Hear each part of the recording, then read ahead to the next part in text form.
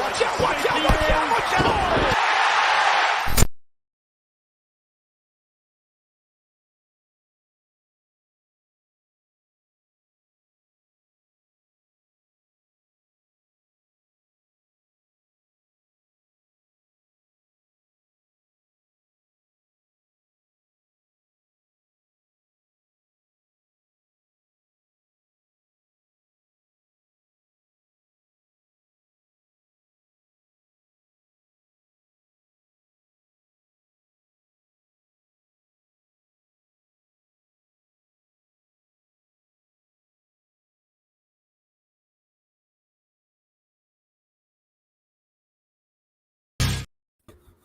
What's going on, everyone? Welcome to Sportskeeda Wrestling's The Debrief. I'm your host, Jose G, and next to me is the top Chico himself, Rico El Glorioso, and we are here to bring you the only show on Sportskeeda Wrestling that breaks down AEW Dynamite and NXT. We have a brand new NXT TNT Champion in one Miro. It is a happy Rusev Day in the internet wrestling community. We'll dive into all of that. We also are coming off the heels of a great NXT where we had a 2 out of 3 falls match, Cruiserweight Championship match between Santos Escobar and Kushida, and we're going to talk about all of that. Welcome to the show. How are you, Rico? Oh, I'm great, man. Apologize for last week. Had some last minute things come up. Thank you, Kev, for stepping in for me. But man, I'm great. I'm happy to be back, especially after this week. We had a great NXT. We had an amazing AEW.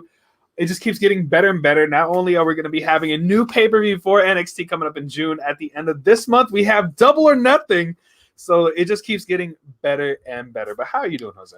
I'm doing great, man. I absolutely loved AEW tonight. I thought it was a jam-packed show. Every single match had a purpose. There was some type of stipulation involved or some type of consequence involved in every single match. High stakes. Tonight. A lot of high stakes. And, you know, we're just weeks away from Double or Nothing. So we're going to dive into all of that. Before we get started, guys, make sure you are subscribing to our YouTube channel. Make sure you are liking, sharing, and subscribing. Hit that notification bell so that way you never, ever, ever miss a live stream, a new video, a new interview. We got tons of content dropping daily. We have a new interview coming down this week with Jim Ross, Kevin Kellum. We also have another interview with Conrad Thompson that's going to be dropping, the podfather of wrestling podcasts. We also have a brand new interview with Bailey, with Rick Ucchino, which she gets very sentimental. So check it out. It's on our YouTube channel. Make sure you hit the subscribe, hit the notification bell, hit the like button, and make sure you follow us on all of our social media, on Facebook, on Instagram, on Twitter, everywhere. Make sure you share today's show in your favorite wrestling group, and also make sure you hit like and show us some engagement, not only by just liking, but by loving, by laughing, by showing off your angry emojis. Let us know if you're happy that Miro is the new TNT champion. Chime in the comments. Your comments will be on screen. And right off of that, let's start off hot, Rico, because we have a brand new TNT champion, which I thought for one moment, it made me believe that Darby Allin might retain, but thank God he didn't. And you know what gave it away? It was Miro's shorts. Oh, yeah, already having the title on there. Like, that's a little presumptuous there, Miro. You're jumping the gun just a little bit, but everything that led up to this match, from what happened last week with the encounter with Ethan Page and Scorpio Sky, him being thrown off the stairs, like, it became like every single obstacle was in his way. And had he overcome that, would have made him the most unbelievable, and unbelievable as in, like, I literally can't believe he's surviving everything, babyface that they've ever had. Thankfully, even though he put up quite a bit of offense, especially at the end, hitting every single thing he could throw at Miro, except that coffin drop led right into the game over. Man, I'm so glad Miro finally has a title, especially here in AEW. Let's hope they continue this going forward, especially it looks like we know who his next challenger is going to be. And that's one huge challenge for Miro. But man, let's keep this momentum going. Do right by Miro, please. Let's keep this happy Rusev Day. It's a happy Rusev year. Let him continue to hold on to the title because he deserves it. And it's good to see he was able to finally unthrone the man who doesn't mind dying for 16 matches that he's gone undefeated, 10 title defenses, and he finally loses to Miro. Everything is right in the world again. And you know what? The finish was beautiful because it's like after Miro kept hitting him with everything, after assaulting him before the match started, I mean, he was throwing his body like a rag doll around Daly's place to the point that I was like, oh, crap, like they might not even start this match. But man, the finish was amazing just because not only he took 2 Stun Dog Millionaires, got off of his feet, but he caught the coffin drop, attempted a suplex. Darby landed on his feet, tried to do some more offense, didn't work, ended up hitting his camel clutch, bro. Dude, game over. Deep, too. So deep. His back was on the mat, and Darby was just folded over. Like, that's how you put away a champion to make sure you are the new champion. Oh, so done, Miro. I am happy for you. It is a happy Miro Day in the internet wrestling community. Congratulations.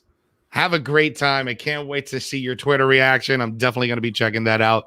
But not only we had a TNT Championship match, we had 2 other title matches on AEW.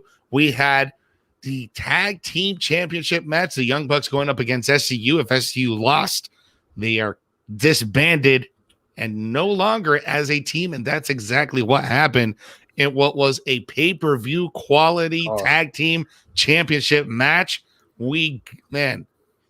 Christopher Daniels, getting all bloodied up there from hitting the post. It just sold it that much more. And then Matt Jackson mimicking and mocking Shawn Michaels. Man. I love you. And then super kick.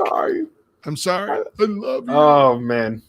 So this was all to get heat for the Young Bucks. We knew it heading into this. That's what I was trying to tell you a few weeks ago. Like, when this happens, SCU was going to get the title match so they could lose to the Young Bucks, so they get so much more heat. But the way they did it was great.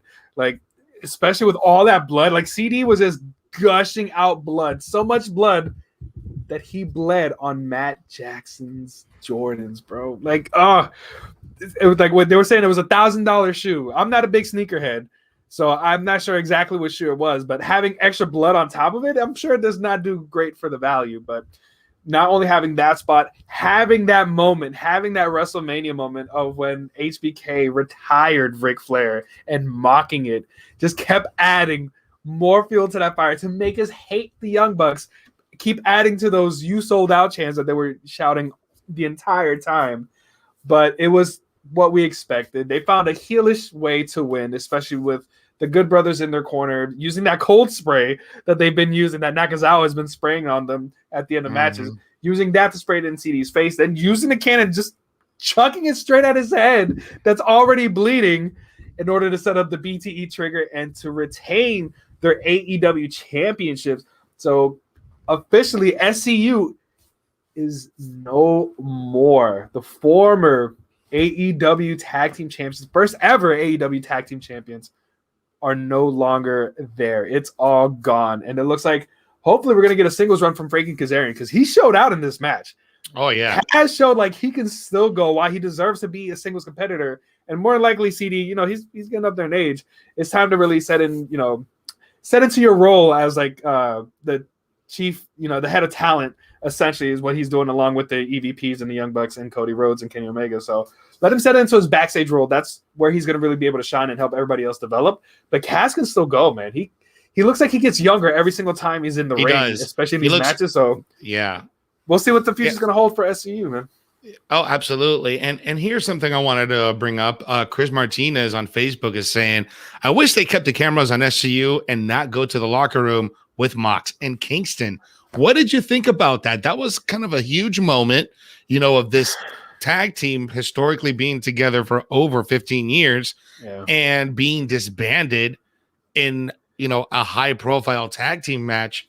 And then they cut to Kingston. I mean, they could have really saved that for later. I mean, I don't know. What were your thoughts on that? You didn't have to show.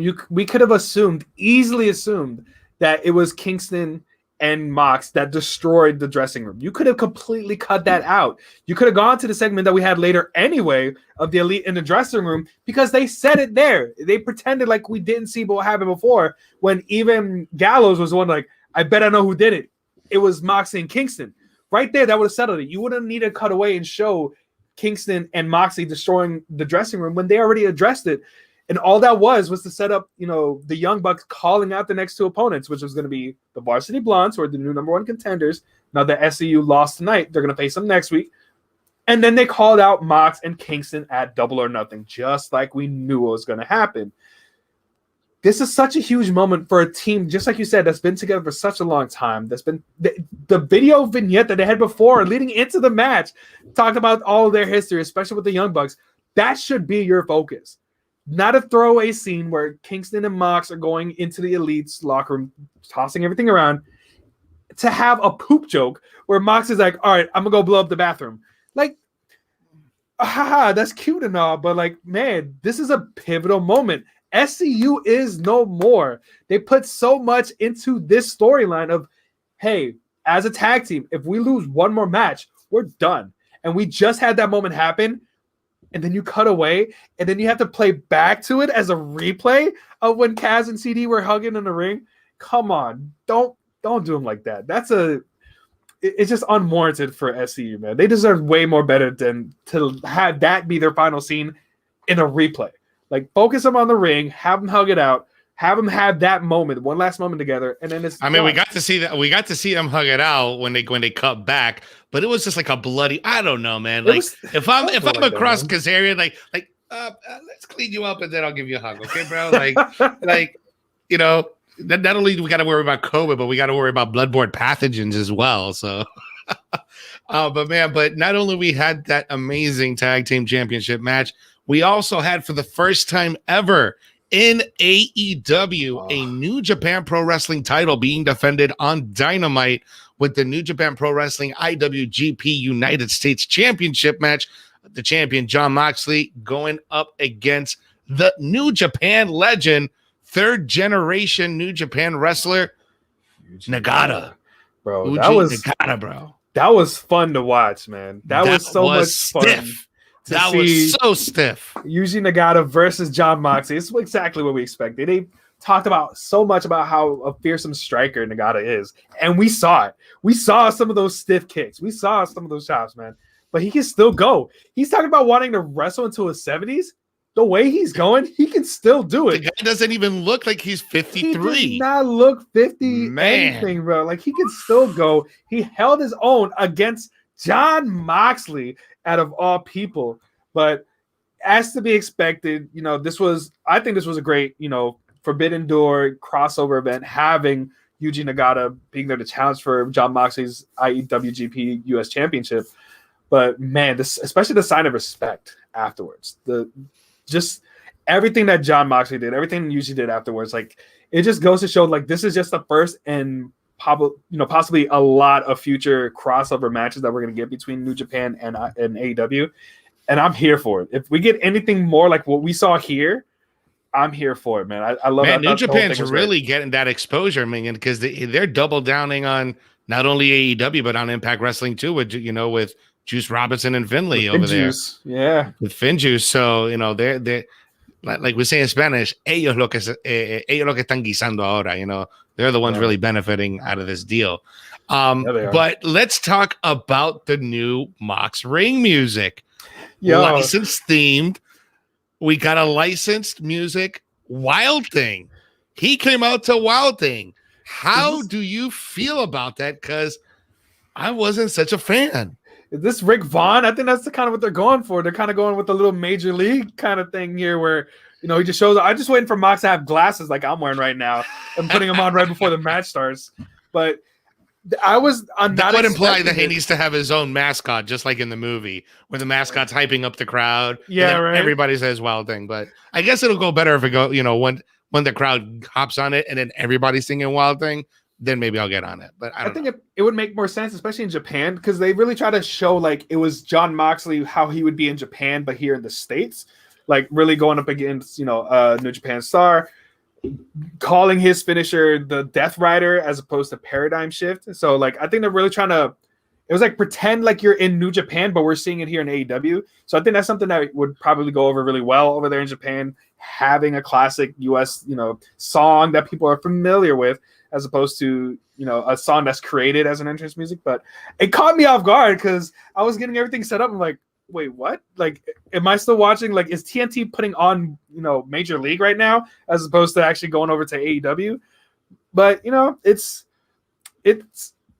I don't think it fits them that well, but in the essence of what was happening of US versus, going into Japan, like, again, putting your mindset like you were in Japan with Mox coming out, I guess would be different. Now, my thing is, my question is Tony Khan going to just start dishing out money for all his top guys and get licensed music for every single one of his top guys? Is that what we're moving to? Sound off in the comments. Let me know which top guy you want to hear with some licensed music. We're expecting to get, some big wins and a lot of money in Jacksonville now, considering what happened in our draft. So I'm hoping, that's a nice investment. By the way, congrats on the Jacks, man. Y'all scored big in the draft. First pick, the top pick. Trevor Lawrence, baby, all day. Sunshine. Great in the Sunshine State, bro. This is going to be an amazing season. But, man, all of this happening in the home of the Jags, and a lot of this was really setting up what's going to be happening for Double or Nothing, which is shaping out to be an amazing card now that, we already know the Young Bucks have retained their title, so they're going to be facing against Mox and Kingston. We did have some interviews earlier with Dr. Britt Baker, DMD. Great interview with JR calling out Shida, so that's going to be another great match. But Jose, let's talk about this AEW World Championship match that we're going to have at Double or Nothing, because in this eliminator match...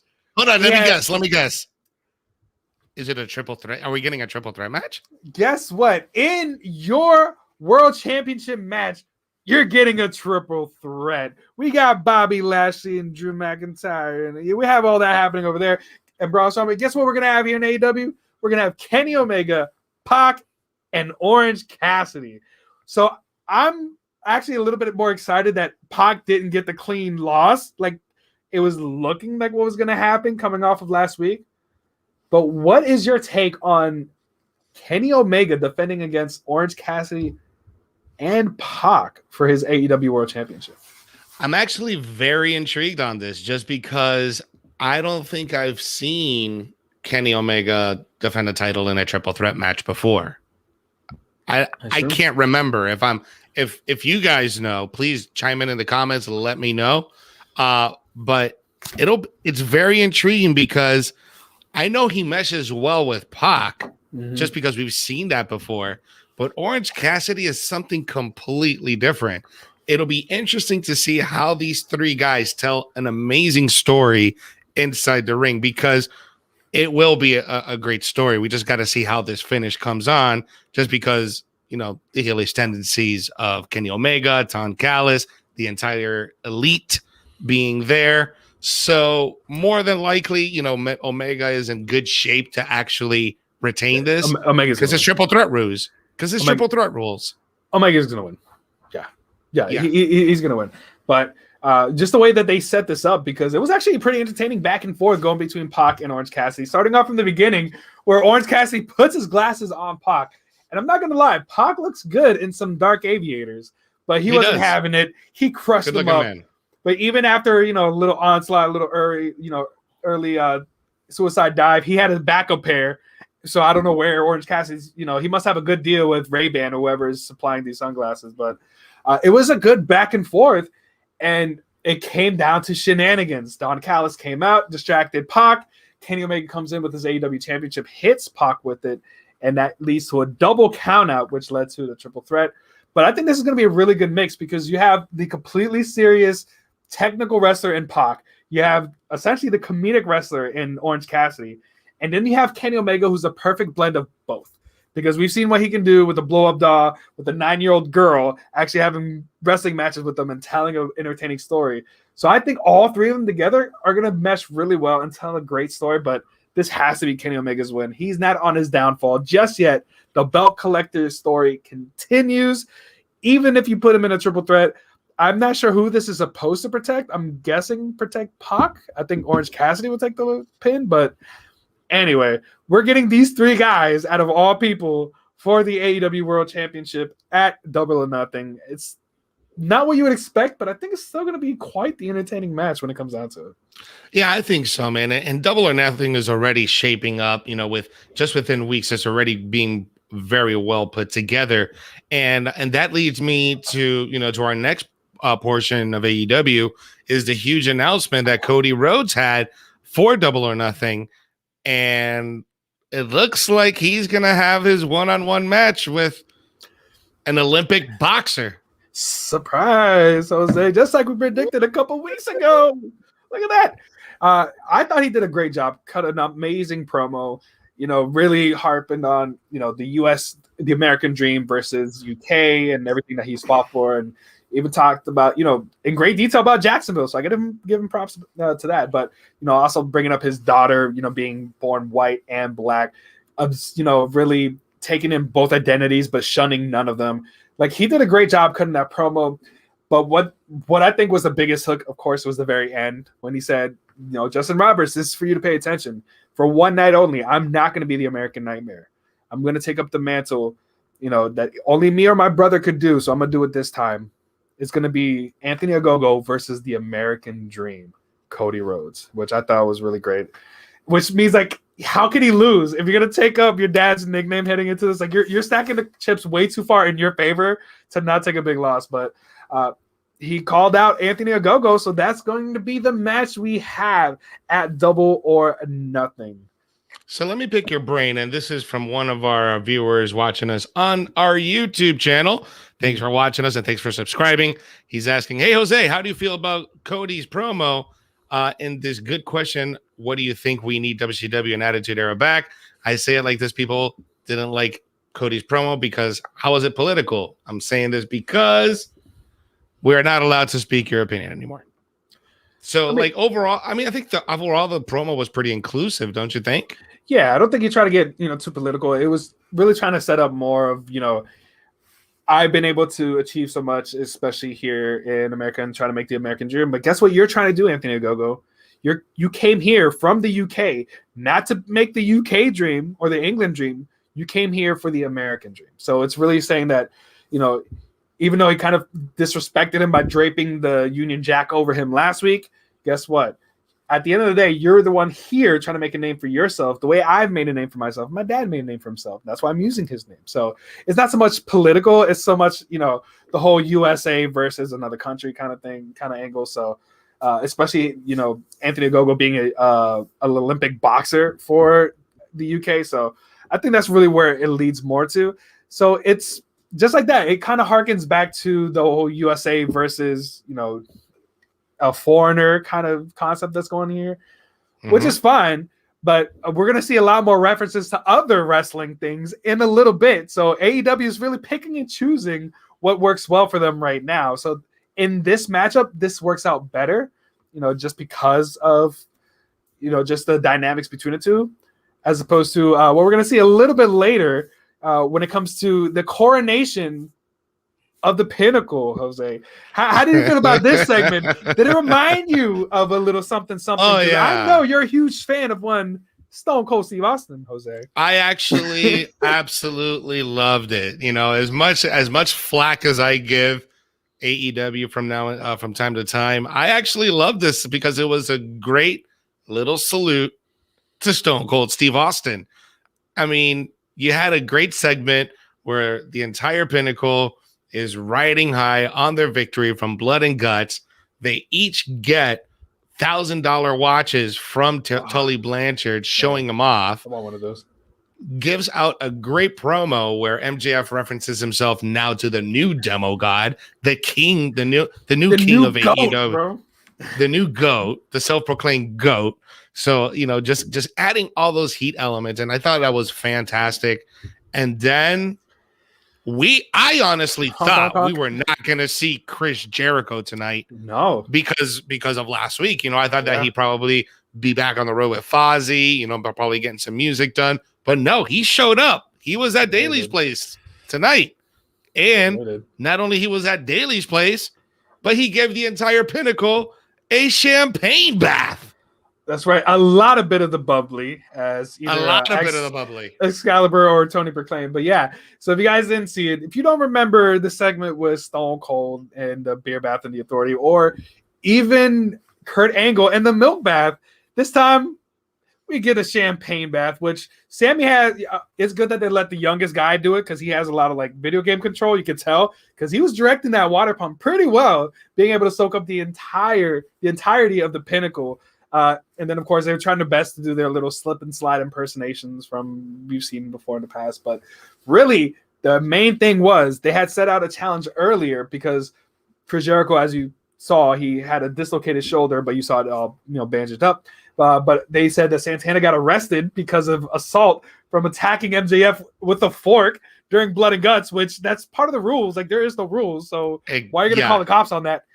So it looks like he had some time away. That was a weak argument. Like maybe they could have written that a little bit better, but keep going. Sorry. I'm just assuming that, he probably needs some time away to spend with his family before what's going to happen for Double or Nothing. But they challenged the Pinnacle to a rematch, and MJF said no in this promo until after the champagne bath, where he got upset. And Chris Jericho shows up out of nowhere, still calling out MJF. So MJF finally says, yes, we will have a rematch at Double or Nothing, but we're going to have it in the match that you lost last year. We're going to have it in a Stadium Stampede match. Stampede 2. But if you lose, the Inner Circle will disband forever. Take it or leave it. So we're going to have another lose or break up match, just like we saw with us. So what's the stipulation for the Pinnacle then? What if they lose? Do they disband? They have to give that crown back to Jericho for the Demo God and and the GOT, so GOAT. So that's their stakes for this match. I would take it. Oh man! Overall, man, yeah, it was a great AEW show. It was. It really was a great AEW show. I really don't mark out like this much for an AEW show, but I thought it was a very good show. But coming off the heels of what happened yesterday on NXT, we had a women's title match on NXT. We also had a Cruiserweight Championship match. 2 out of 3 falls. Kushida versus Santos Escobar. But before we dive into NXT, remember everyone, make sure you're liking, make sure you're sharing, and most importantly, make sure you are subscribing to Sportskeeda Wrestling on YouTube. How can you do that? Just go to YouTube, press the subscribe button, hit the notification bell, and guess what? Give us a thumbs up. And if you're watching us on Facebook, make sure you hit the like button and share button and share it in your favorite wrestling group. And you know what? Go ahead and tag your friends in the comment section so they can join us in tonight's conversation. But let's jump into NXT because NXT, even though from a rating standpoint, it drew in the lowest numbers it's had since moving to Tuesday, which has been 3 or 4 weeks now. Yeah. I think drawing in like 697,000. I thought it was a good show, even though the ratings were down. It was a good show. We had everything. We had a hot opening. We even had a tag team match where the referee was taking moves. What a spot, bro. Okay. We had a new faction. Now that NXT is trying to build up factions, we have a new faction in NXT. And looks like Karrion Kross has a new challenger for his NXT Heavyweight Championship. So let's start off with the first match. It was Karrion Kross against Austin Theory. And what was an absolute mangling. I will take my hat off to, if I had a hat right now, I will take it off to Austin Theory because he took 3 Doomsday Saito suplexes. Holy shit, man. Hard. Wow. Hard. Took him hard. Strong, convincing win, putting him in the straitjacket. and staring at Johnny Gargano in the eyes as Austin Theory passed out. I thought that was great. Yep. And after the win, Finn Balor appears right behind him, confronts Karrion Kross, and he is saying, I'm skipping the line. I'm not going to the back of the line. It's time. Let's get that rematch going, baby. And Kross agreed, man. So in 2 weeks time, we're going to have an NXT Championship match. Karrion Kross, Finn Balor. The Prince is back. So I got to ask you this. I got to ask you this, though. So this is great. I'm not going to be mad about having this match in 2 weeks. But it was also announced a brand new takeover we are going to have in your house once again in June 13th, if I'm not mistaken. But it feels like this is the kind of match you would have for that pay-per-view. Could you expect something to happen in order to set up an even bigger match, whether it's, Karrion Kross and Finn Balor again, or is it Finn Balor versus Pete Dunne versus Karrion Kross? What would you expect considering, this match happening in 2 weeks? And then we know exactly what to expect. I know exactly what to expect. Go ahead. Let me know, Jose. Tell me. It's a triple threat. Oh, man. It's another triple threat. Might as well have another triple threat. We're going to have another triple threat at NXT TakeOver in your house. It's probably going to be Pete Dunne, Kross, and Balor. Yeah, Kross and Balor. I think that's where we're going to go, but we'll see what happens in a few weeks. But yeah, so strong, strong opening. Strong opening, yeah. Then usually like the segments after are kind of like just to kind of bring you down, but no, it was still pretty up because Leon Ruff was in GM William Regal's face because William Regal was not allowing Leon Ruff to compete after the beating that he took last week at the Last Man Stand or the Falls Count Anywhere match that he had last week against Isaiah Swerve Scott. Now, Leon Ruff started throwing stuff off the desk, getting in Regal's face, pounding and yelling in his face, and Regal's just kind of like, no, like just be like a stern parent, no. And I love it. He stuck to that. So like that's something like if you would have seen Vince get into it, he'd be like, you know what? I like your Moxie kid. I like your attitude. Go ahead and have a match. No, William Regal's like, no, I'm looking out for your best. No. I'm saving you from yourself. You are not competing tonight, which I love about William Regal as a GM for NXT because he's there. He understands. He's a wrestler. He's the man's man, but he knows when the man should not be stepping over his boundaries when he's not ready. And he tried to put Leon Ruff, in a safe place, but we saw later on that was not to be. But yeah, man, because he did not want to. He really wanted to compete, and later on, Pete Dunne was issuing an open challenge to anybody in the locker room because he's calling himself the baddest man in NXT. I wasn't even thinking about that. I completely forgot about Leon Ruff, and he shows up out of nowhere and goes right after him. He goes after the Bruiserweight. A whole new side to Leon Ruff. I'm really digging what he's bringing to the table just because, from an appearance standpoint, you see this guy and you don't think that he can be tough or he can be, that type of bring that type of aggressiveness, especially with like the music and the character.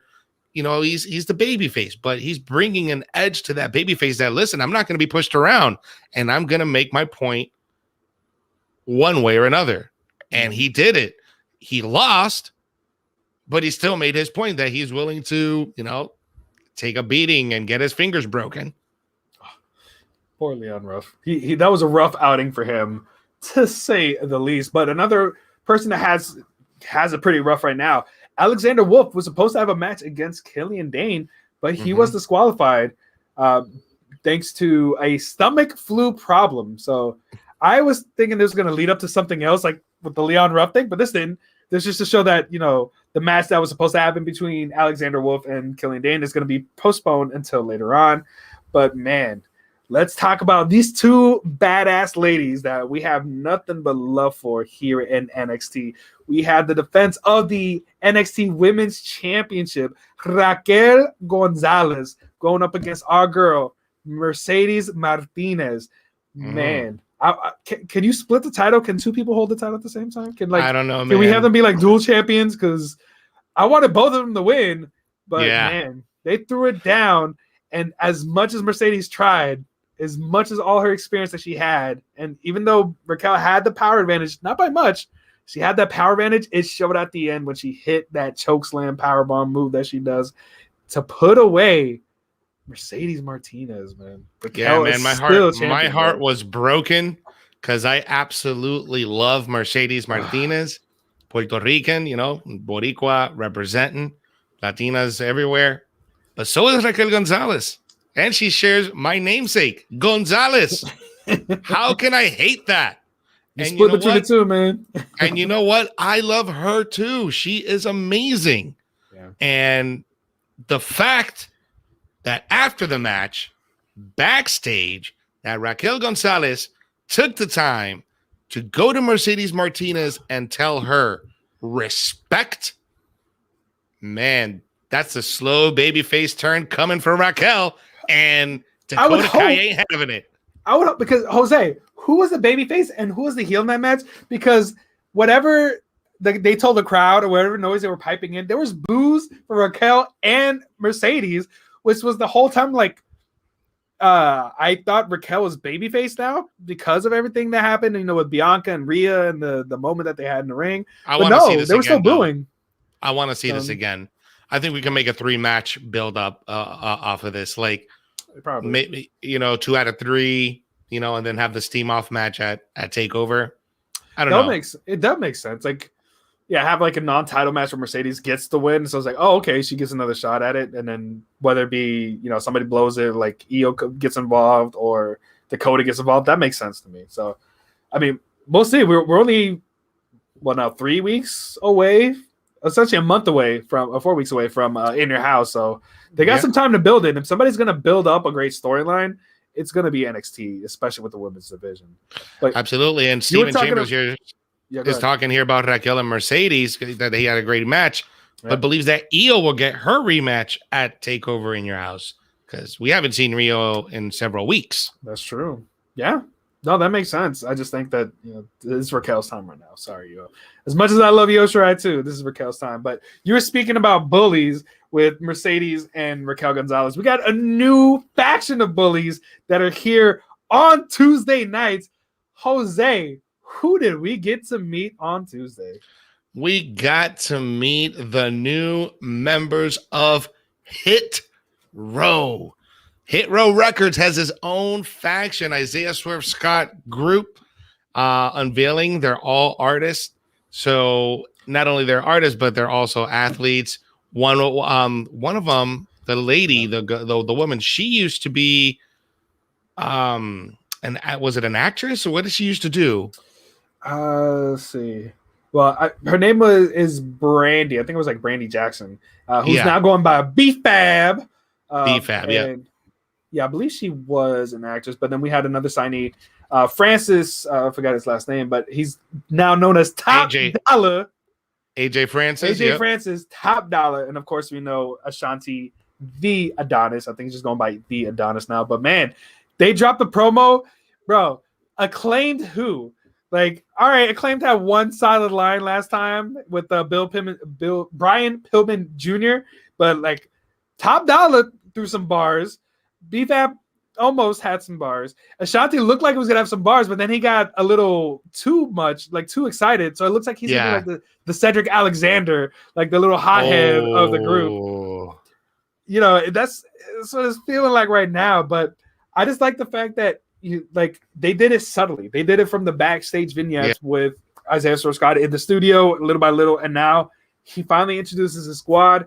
And WWE filed a trademark for Hit Row Records. They already had the trademark for Hit Row. Now they're going for Hit Row Records. So whether that's going to be the finisher, that's going to be, like a show that they're going to have, kind of like Miss TV. We still don't know, but it looks like they are really investing in this stable. And I hope they do, because they have a good look. They have a good attitude. I'm just excited to see what they can do in the ring and really establish themselves, especially along the groups like Imperium, like we saw Undisputed before they broke up. Hopefully we'll get something along those lines. I hope so. I mean, I'm liking the vibe on it, and especially with the way, that we have two women, 2 men. We have a female in this faction. So I like that they are including women in the factions.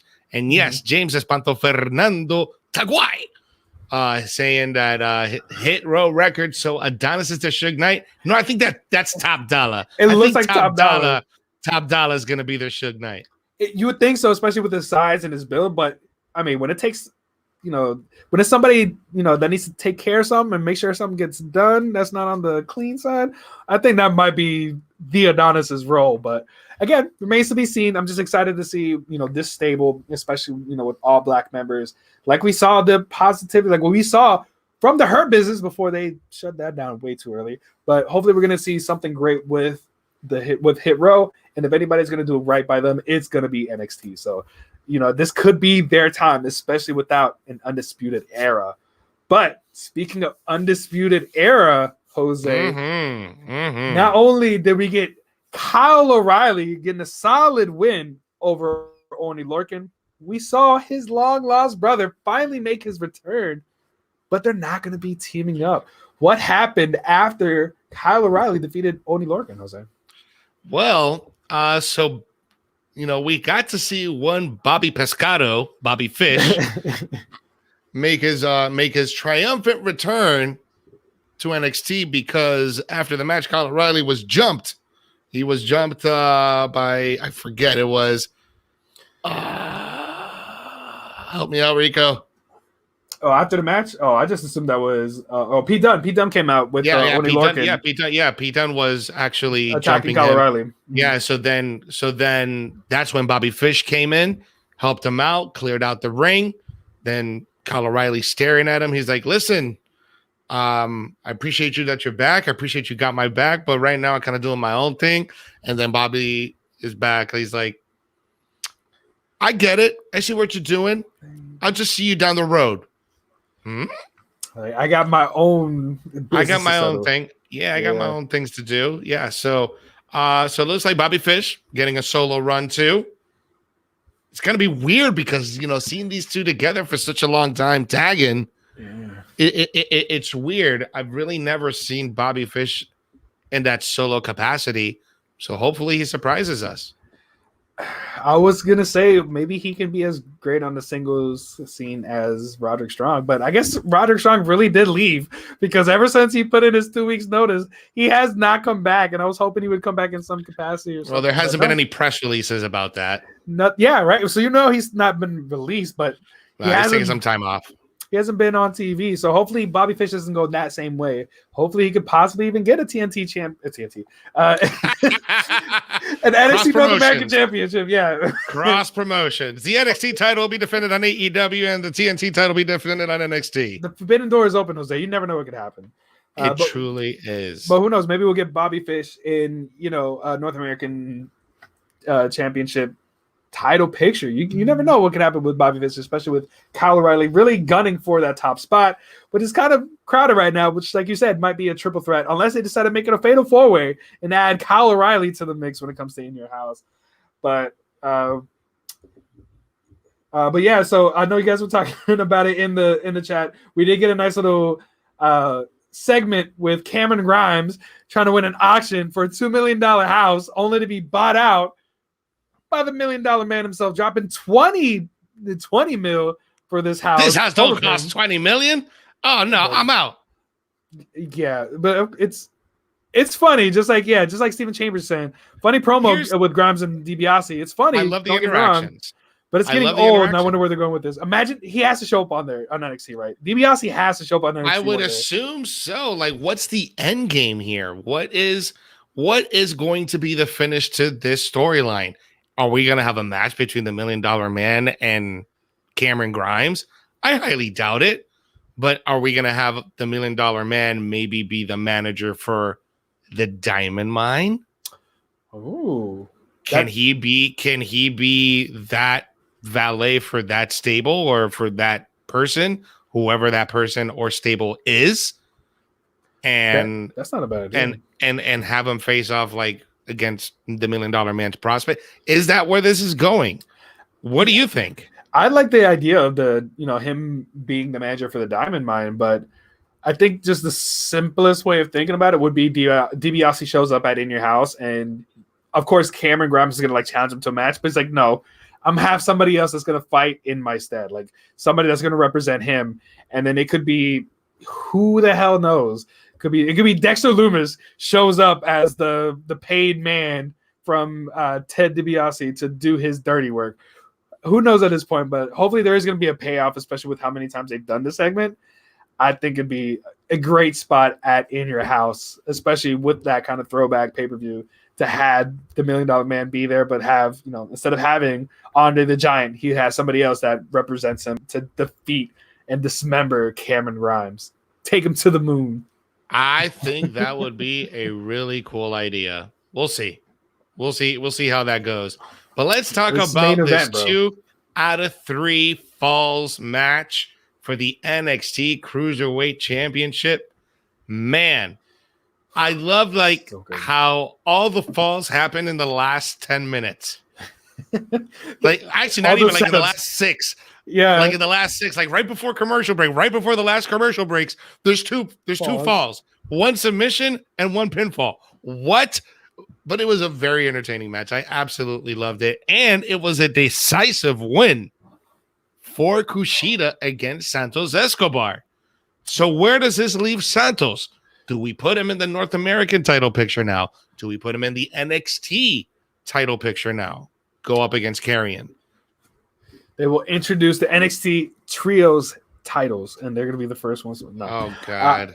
That's too many titles. Not even the main roster has a Trios title. They're going to introduce a Trios title to NXT. What's wrong with you, Rico? I mean, this why ain't not? Lucha Underground. Well, I mean, we could get Aztec Underground. You don't know yet, Jose. You don't know what's going to happen yet. We could get the Gauntlet of the Gods. We could get the, I forgot what the other one. The other title where they have to win the medallions and all that stuff, that was their Money in the Bank. That could happen, Jose, with WWE working with MLW. You never know. But no, I would love to see him actually move up. I would love to see him go after either the NXT North American Championship. Because right now, again, heavyweight title is kind of crowded up there right now. But imagine, a match between Johnny Gargano and Santos Escobar. I think that could be another great match, especially when you have, to even out, you have The Way with Legado Fantasma. Could be a very interesting interaction between the two groups. But hopefully, they don't let them fall to the wayside right now, because Santos showed what he can do. He can put on spectacular match after spectacular match, especially we saw here against Kushida, which, at least Vic Joseph did a great job of really selling what was going on in the ring when Santos Escobar got the first one, hitting the Phantom Driver, and then not long after that, Kushida went with the arm bar, not even the hoverboard lock or anything like that. It was literally just an arm bar where he started using his leg to start kicking Santos' face to make him release it. And Santos, Vic was saying, he tapped out quick so that way he can protect himself, because he knows there's another fall. He doesn't want to injure his arm. But that wound up being the rest of the story, where Kushida kept attacking his left arm over and over again, and he eventually got in that hoverboard lock into a pinning combination, out of all things, that really solidified his win to really make himself the true undisputed NXT Cruiserweight Champion. So, well, great job by Kushida. Hopefully they don't let Santos Escobar and Legado Fantasma fall through the cracks. Yeah, man.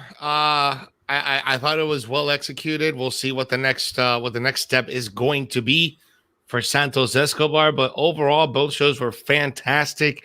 AEW absolutely killed it for me this week. I think they did a really good job just with the title matches alone. The New Japan match, Mox versus Nagata, instant classic. I thought that was great.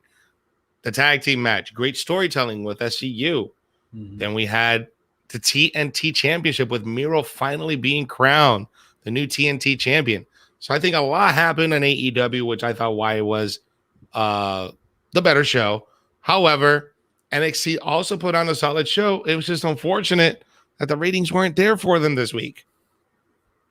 But it's just sad, man. Next week is a new story, because next week we will get a steel cage match.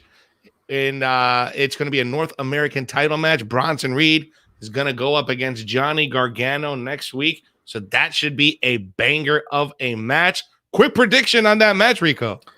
Oh, I gotta stick with with Gargano, man. Like the way is way too good to not have this title, especially now with Candice and Indy as NXT Women's Tag Team Champion, which I love. By the way, the photo shoot that they had afterwards, where Austin Theory was holding Indy's title and he was all ecstatic like a little kid, and Indy's like really mad trying to pull it, and then you have Candice and Johnny being like happy parents. I thought that was great. I don't want to see any of this end. I want them to have all the titles somehow. It's not going to happen. Poor Austin Theory is probably, in the hospital right now thanks to Karrion Kross. But, I want to see this storyline continue. As much as I would like to see Bronson finally get his step up, it's Johnny Gargano, man. The curse is gone, bro. He might lose that in your house, but not right now. I agree. And also because I kind of want to watch Santos Escobar versus Gargano. It'd be a great match. We'll see. We'll see if that happens. But I think Gargano might pull it off just because of the way, even though it's a steel cage match, the way is going to find a way to hold on to that title. Right. Like, oh, man. Steven Chambers, you're sadistic, bro. If Reed splashes Gargano on top of the cage, title change. Oh, yeah. Yeah, that's definitely a title change. That's the mega tsunami. Or imagine that's the one. That's the one that the scientists have been speaking about years. The one that's off the coast of Spain. That piece of rock that's supposed to form a mega tsunami that covers half of the United States. That's what's going to happen to Johnny Gargano if that happens. Yeah.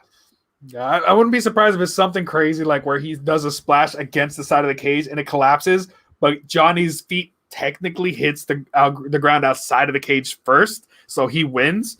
Something like that's going to happen because they're going to continue to build Bronson Reed to be incredibly powerful. So just by the thinnest hair is Johnny Gargano going to get away with his NXT North American Championship in this match. So we'll see how they're going to pull it off because I don't want to see him drop it just yet. The title. All right, guys. Man, the tidal wave. That's the tsunami. That's going to be, that's going to be great.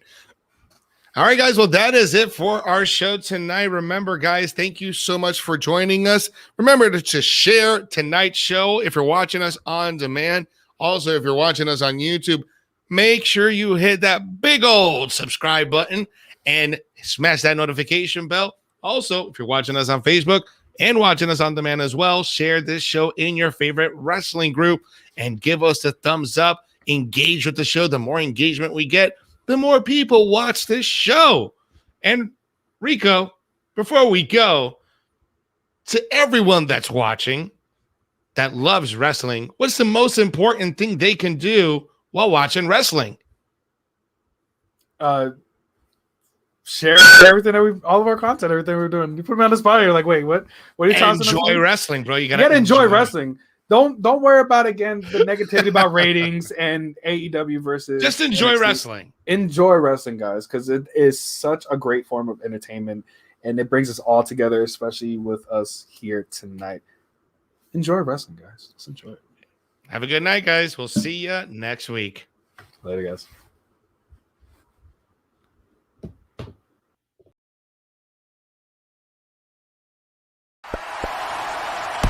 Watch out!